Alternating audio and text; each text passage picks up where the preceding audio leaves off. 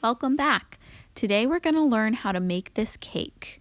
I used crayons and construction paper, but you can use whatever you have around.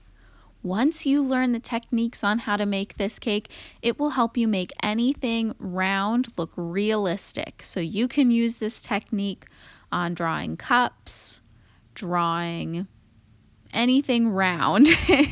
So follow along and I'll show you how to make this.